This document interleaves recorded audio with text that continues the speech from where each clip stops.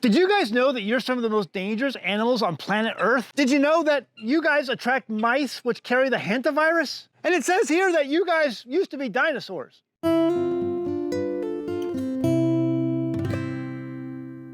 Hey guys, welcome to the Homestead. So today we're going to talk about what I believe is absolutely 100% on the way, and that's the continued demonization of your chickens, your backyard chickens, your chicken coops.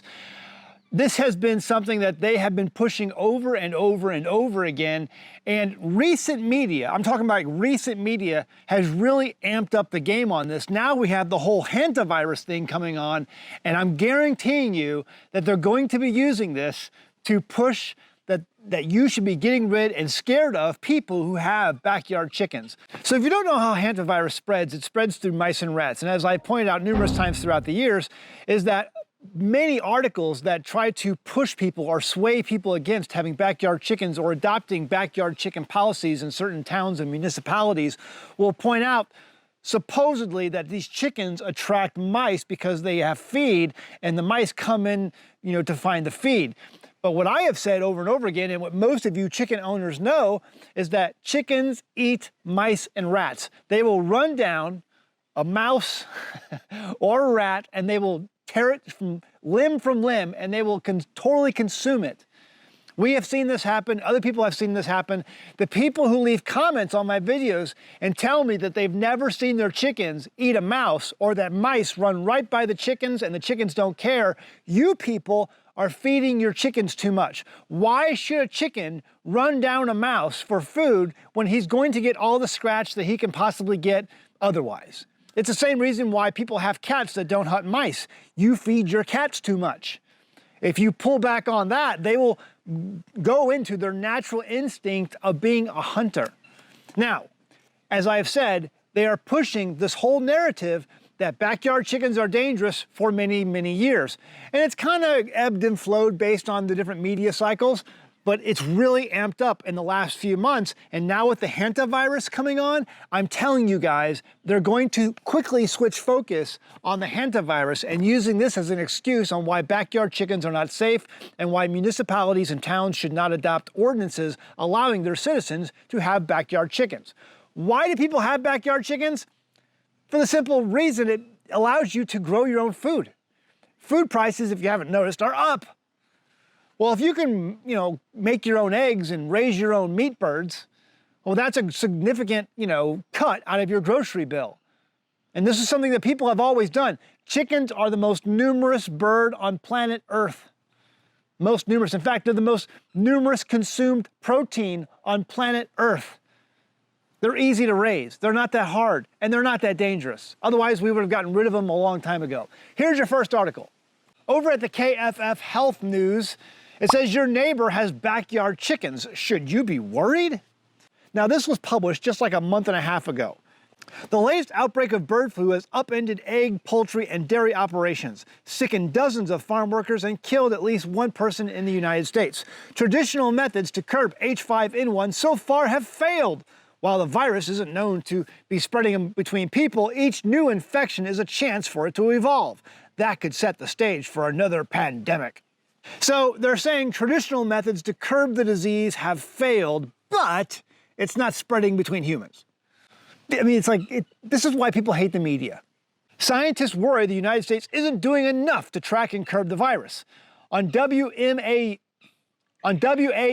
Health Hub, KFF Health News public health correspondent Amy Maxman, went to a liberal university, I'm sure, explains the threat bird flu poses to public health and actions the government is taking to control the outbreak. So the narrative is simple. Be scared of chickens. They could pose a threat to your health. They could wipe out all of humanity. I know. Over at Channel 11 Little Rock, get a hold of this. 34 people in 13 states sickened in salmonella outbreak linked to backyard poultry. The illnesses were reported between February 26th and March 31st and include 13 people who were hospitalized according to the CDC. They're upset about it just as much as I am. Backyard poultry include birds like chicken, ducks, geese, guinea fowl, and turkeys. The animals can carry germs, including salmonella that make people sick. They're great birds. They eat lots of ticks, but they can be annoying. Okay, so it says at least 34 people in 13 states have gotten sick. They got sick. They got sick. They didn't die, they got sick. Are we reporting on everyone now who gets sick for every little thing here in this country? Sick people have been reported in Florida, 1 case. Illinois, 1 case. Indiana, 3 cases. 3 whole people got sick in Indiana. The whole story goes on like this. It's absolutely ridiculous. Of the sick people interviewed, nearly 80% reported contact with backyard poultry. Of people interviewed who own backyard poultry, more than 90% had obtained the animals since January. People got the poultry from various places, including agricultural retail stores. Oh, there's your cue to get all the legislators to stop selling birds at Tractor Supply, stop selling birds at, farm supply stores and co-ops. Health officials are investigating the sources of the animals that made people, a few people, 34 people, sick. That article came out just a few weeks ago. Moving on to the next article, it comes from the Columbia Basin Herald, and this came out about 6 months ago, but it just shows you the trend, right? Mice test positive for bird flu in Grant County. Mice, okay, this is what the chickens attract, mice. 6 mice in Grant County have recently tested positive for avian influenza, also known as the bird flu. According to a statement from the Grant County Health District, it's not brand new that we are finding bird flu in mice or other mammals. There have been reports of rodents testing positive for bird flu throughout the United States. It can be found in other mammals, not just birds. Bird flu can be spread between different animals, it says, including backyard poultry. You guys, all you chickens out there, you can spread bird flu.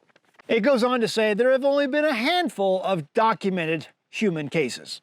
So you can clearly see how they're trying to connect mice with chickens and bird flu. And I mean, this is something that you're going to see. I'm telling you right now, you're going to see it when it comes to connecting hantavirus with chickens and with mice spreading hantavirus. You're going to see that. And they're going to use it, as they have been using it, to demonize keeping backyard chickens, demonize anyone who would create, raise, and grow your own protein, because they don't want you having these things. They're trying to take these things away. That's why you're seeing all the alpha-gal stuff. I just did a video on that. The alpha-gal, they want you eating non-animal sources of protein. Why do they want that? Because they know it makes you sick and they know it makes you weak. And never forget, as they claim, they're trying to save the planet, but you are the carbon they want to reduce.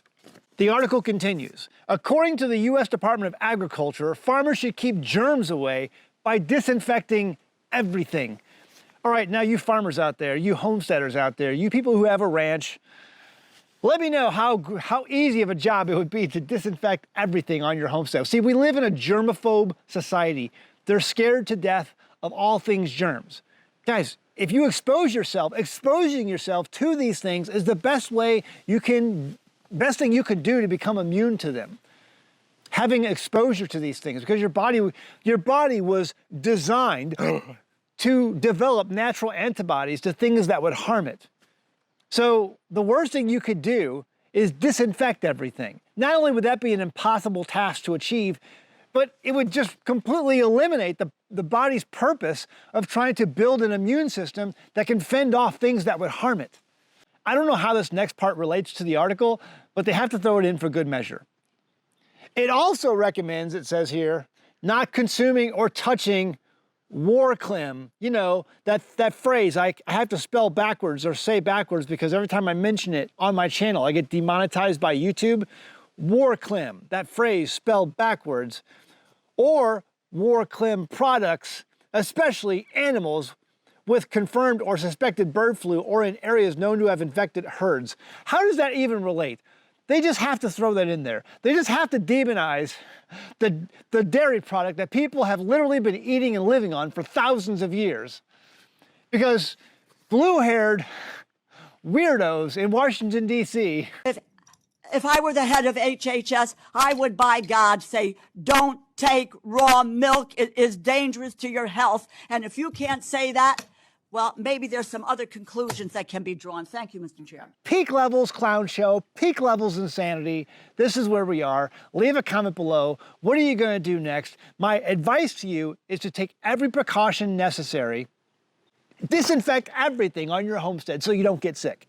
And let these animals back here ruin your life with hantavirus or bird flu. Hey guys, check out our sponsor over today's video. It's sanctifiedsupply.com. If you want a really cool t-shirt, you can find them linked down in the description below. They have all kinds of great shirts you're gonna love and enjoy. Many of the shirts that I wear on my channel, sanctifiedsupply.com. You can find our Stupid Should Hurt shirt, our best-selling shirt of all time. If we had more hurt in this world, we'd have an awful lot less stupid. We'd have an awful lot less people demonizing war-clim, blue-haired congresswomen in Washington, D.C. See you next time in the Homestead. Bye. Have you ever gone to a health food store and seen all those small bottles of probiotics in your cooler section? Man, can they be pricey. Are you really getting all you need to improve your gut health from those expensive bottles? How viable are they? Most of those products claim to give you between 8 and 15 strains of gut-healthy healing bacteria. Think of each strain of bacteria as a different factory in your gut. Each factory is responsible for breaking down that food in its own way. The more factories you have, the more the food is broken down and the easier the food is absorbed and digested by the body. A 2018 study published by the National Library of Medicine shows that one fermented head of cabbage can produce up to 114 strains of beneficial bacteria. That's a lot more food factories than you're getting from that expensive pill bottle. And that's just cabbage. Imagine the probiotics when you add garlic, onions, pepper, and more to that ferment. PerfectPickler.com and its home fermentation kits provide you with everything you need to get started making your own gut-healthy food factories from the comfort of your own kitchen. PerfectPickler.com even provides a jam-packed recipe book with many of our kits. Visit PerfectPickler.com and start fermenting your own veggies to begin your journey to better gut health. That's PerfectPickler.com.